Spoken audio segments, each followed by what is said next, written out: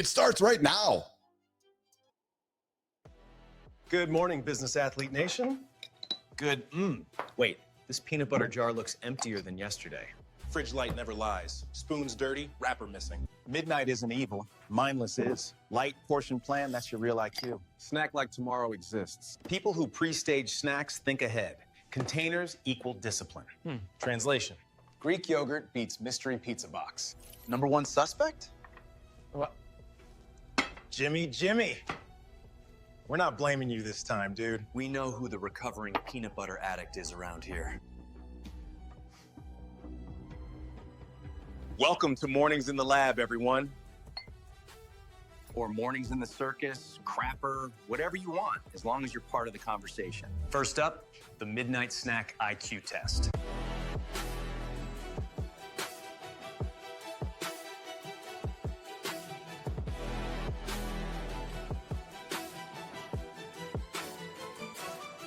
See, the big dog himself hanging around Sterling and Preston, holding his puppy. Just saying. I'm just saying. Yeah, I just, there's nothing out of context there whatsoever. Having a pitcher and a catcher standing in the front there and having Anderson there holding the puppy, just wandering around the back. I don't know. Maybe just a slight awesome sense of humor from producer Neiman. I love it. Hey, listen, you guys can join the show with us live. Coming up in the second hour. Well, the show's live right now, but listen, if you guys want to join the show, I'm going to open the phone lines up bottom of the second hour during the community corner, 431-300-3005. It's awesome. Many of you send me texts throughout the day in the evenings, and I invite you to continue doing that. Phone me, send me a text, leave a voicemail, come say hi in the comments. It's active on the vertical side of things. We got Melissa out there, we got Maddie out there, we got Holroyd out there, and we got Sullivan out there as well. Good seeing you out there, Mike Sullivan. And hey, to those of you that are not joining us live, I invite you to join the show daily, 8 o'clock Eastern time, YouTube, LinkedIn, and X, where we get up and get after and give you guys content to get your day rolling in the morning. Yeah, Jimmy, bring the big dog in whenever he's ready. As a true motherfucking story. How are you, my brother? How are you today? I'm good. I've actually just got a fucking great night's sleep. So, you know what? Yeah, really. I beat my alarm. Really good. Me too. I'm just chomping at the bit. I got up at 3:31 today. 9 minutes before my alarm, brother. 9 minutes. Yeah. I was funny enough. So check this out. I got a client of mine. Yeah. Really cool cat. He's ex-military, and he was dealing with a bunch of stuff, but he was also a lot of pain in his body. Okay. Right? Yeah. I think PTSD was part of it too. You're gonna like this. Shit. So he's getting back into lifting weights, and he's having so much pain in the gym. Yeah. Somebody told him to fucking smoke a joint. Yeah. So he did it. Yes. He's like, fuck. He goes, I didn't have the pain. And yes. So he was doing that for a while. And one day, I can't remember. I think he might be, I don't remember where he is, but this is a while back, probably before it was all legal.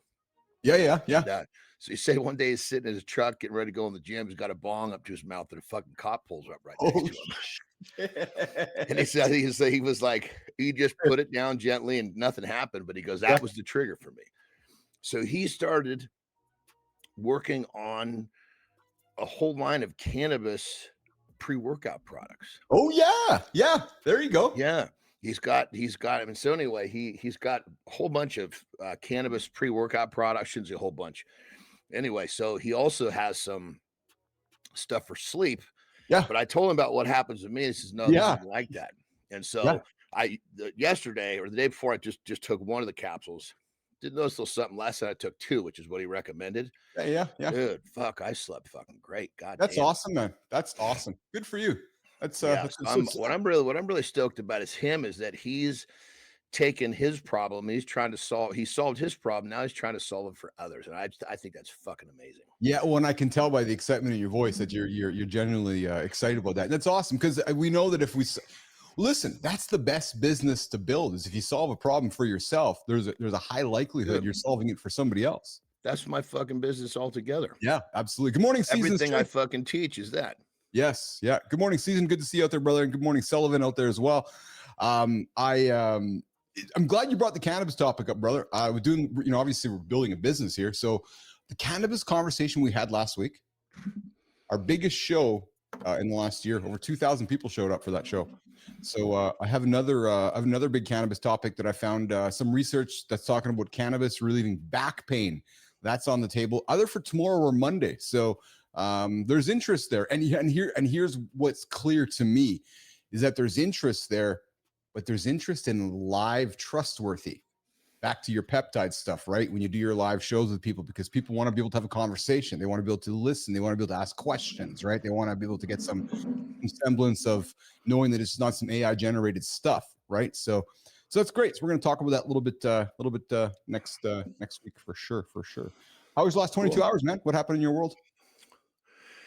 Yesterday was I definitely felt the kind of the goofy evening and morning. Did you? Yes. Yeah, because I know your morning was a little fucked up. Yeah. And it was kind of right on the cusp. Do I train? It's like, man, I really want to, so I did. I had a great fucking workout. But Jesus Christ, I was kind of like tired enough that I almost couldn't take a good nap. That was yeah. You said something. It's funny because I was tired, but I wanted to train. So you did, right? There's times I go through the same situation, but then I fucking smack myself in the face when I'm done. And I'm like, oh, that wasn't very good. And it's like this awareness where I should have not rested. I should have rested in the first place. It's like I find, what I'm asking you is, did you go through the motions yesterday or did you actually get the lift in? Because I tell myself at the time, I got to get the lift in because my brain says do it because it makes you feel good. Then I do it. And then I'm like, oh, that wasn't very fulfilling because I sucked ass at it. You follow me? 100%. I knew that was coming. So what I did is I altered my schedule. So I just did chest.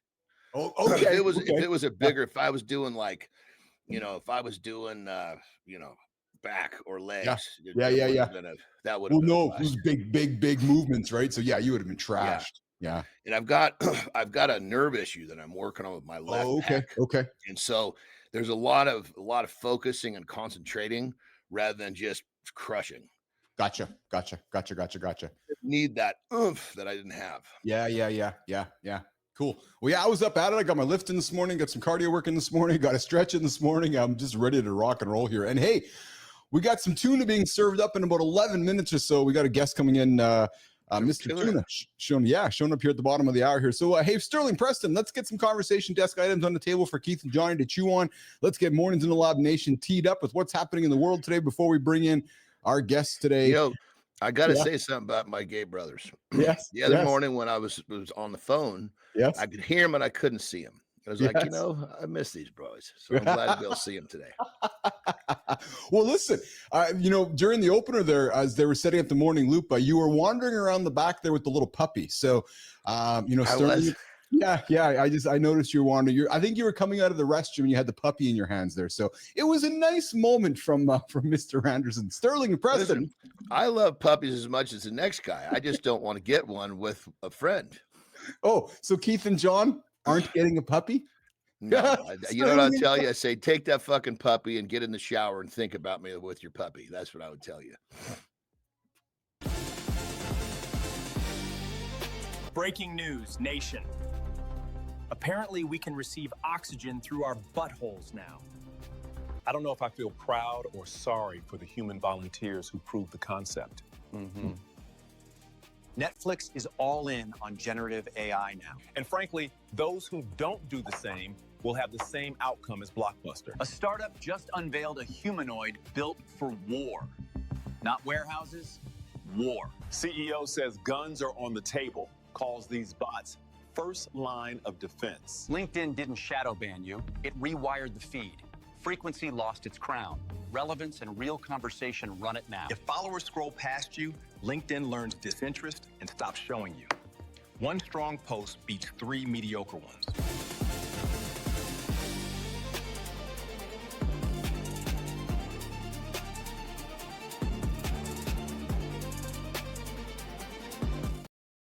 The conversation desk with Keith and Johnny. We got a few topics to throw on the table today.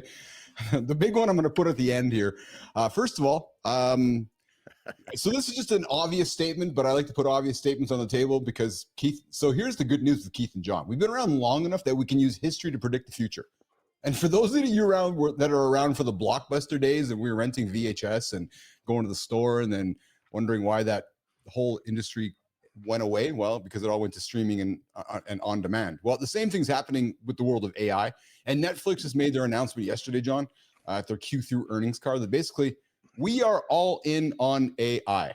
Did they have a good earnings call? They did. Yeah. God damn it. I was going to fucking bet on that and I didn't do it. Yeah. And how much did they go up? How much? What percent? I don't have it in my notes here actually, but they are, and here's their point, man, is that AI doesn't make you a great storyteller. It gives great storytellers better tools. And that, I gotta be honest, that's what I'm finding as well. Like my ability to be a storyteller now, and I think we're both going to see a lot of new creative storytelling coming to the front. So I put it out there because those folks that are like, oh, AI, well then see you later. You're going to be Blockbuster. It's just true story. Yeah.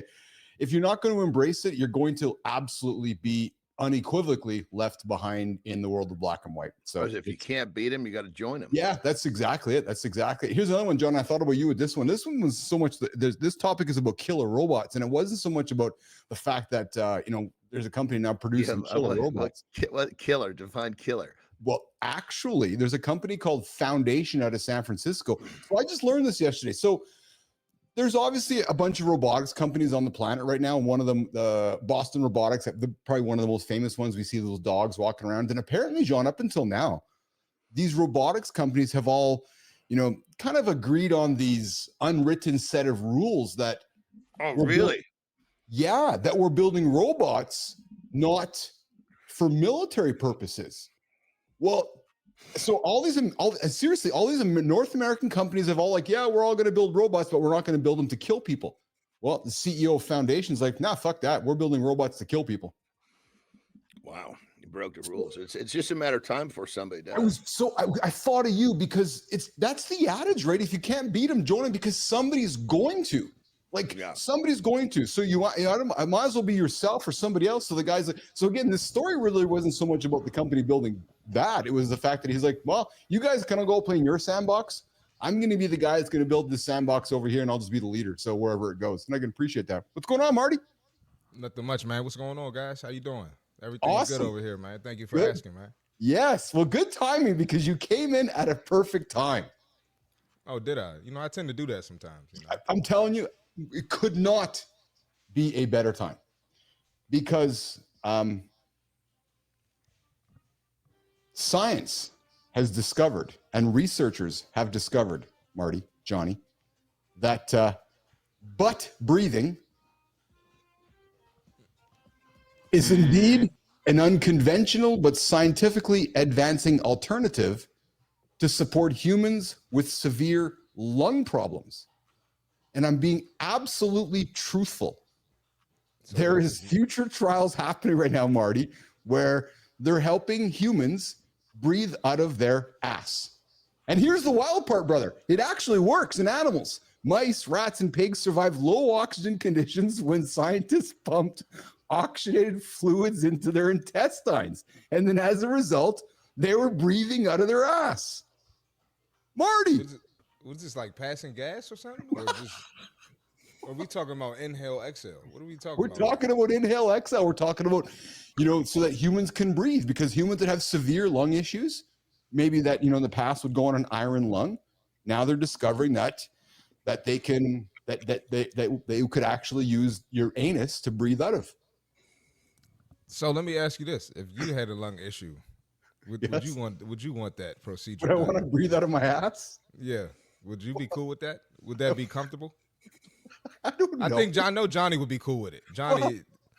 Well, I mean, if this is the last way to fucking breathe, what are you gonna? You're gonna die or do some ass breathing. The concept came from loach fish, which naturally breathe through their intestines in low oxygen water. So yes, nation, the future. Yes, Petrocelli. Yes. I might call it quits. Yeah. So yes, the future of emergency medicine might include a literal, I love this term, backdoor way to breathe. So if you like enjoying the back door, maybe, yeah, well, if you like enjoying the back door, there might just be somebody breathing out of it sometime in the future.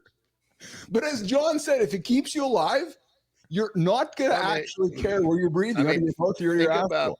Think about what you'll do to stay alive in that fucking 11th hour. You know what? You're so true, actually. I mean, think about when people are swimming. If someone's drowning, they'll not even realize they're drowning somebody else trying to stay alive. Yeah. Yes. That's a very good point. It's a very good point. Yeah. I might throw in the towel, Keith.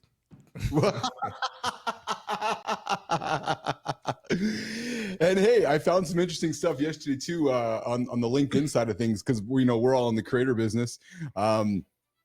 Apparently some of the algorithm rules on LinkedIn, and I'm going to suspect some of the other algorithms as well. Passive scrolling now kills your reach. What does that mean?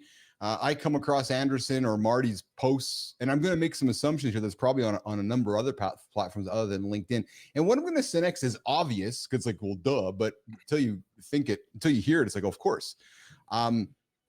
If I see Marty's post in my feed and I scroll past it and I don't engage with it, it's telling the platform that I'm not interested in it.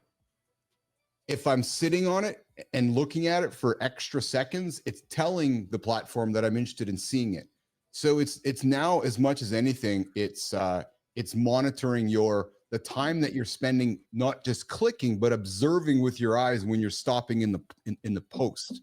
That's been going on the other platforms for a long time, correct?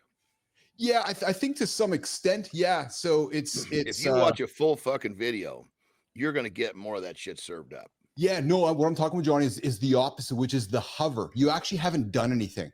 You've just scrolled you've scrolled your finger and then all of a sudden I distract you, and then your phone has been left on like something on the feed, but you haven't touched it. Then you picked up the phone again and you moved on. It's telling the algo that you're not interested in it. Oh, I got you. Okay, so it can tell if you've actually I got you. Yeah. So like there's a passive, right? So imagine the scroll. So let's imagine the scroll like a timeline, like 1 through 10, and then all of a sudden, the numbers. Okay, so the scroll's like, okay, well, the scroll is sitting on a 6.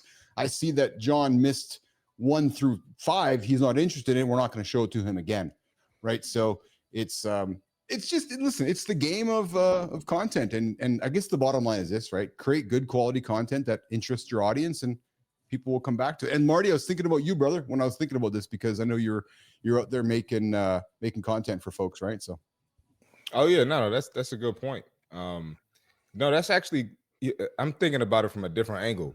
So if you get negativity on your post, like myself, you'll have people who don't engage with your post, but they'll watch it just to see what you're up to. And that's what I'm talking about, Mark. But I was misunderstanding. He's saying that if you're not actually watching it, you just somehow maybe you're stuck between two posts. Yeah. Yes. Well, I was going to say that might stop your post from coming up on their feed. So that's actually a good thing. Yeah, it will. It absolutely will. Yeah, 100%. Yeah. Because so think about this, right? If I keep serving up content in your feed, Marty, and you keep just scrolling past it, there's an obvious signal there that you're not interested in it. Exactly. Right. It's an obvious signal. You're like, okay, well, he keeps scrolling past it. He didn't tap on it. He didn't X out of it. He just keeps scrolling past it. So there's something to be said for, if I'm not interested in it, I'm just going to not serve it up to you. So if I was building the algorithm, that's how I would, but one of the first signals I would put on there was, well, this guy keeps scrolling past my feed. Don't give it to him next time. Right. So, yeah. Coming up, Neil Tuna, John Petrocelli, butt-to-butt resuscitation could actually become a thing. Yeah, it's actually true. It could absolutely become a thing in the future. Hey, Jimmy, I think we got a dumb shit award. Before we got Neil Tuna joining us. Neil, I got you muted on the vertical, Neil. So if I can get you unmuted on the vertical before we bring you in, that would be great. But Jim, before we do that, let's do the quick dumb shit award before we flip on over to our guest coming up, Neil Tuna.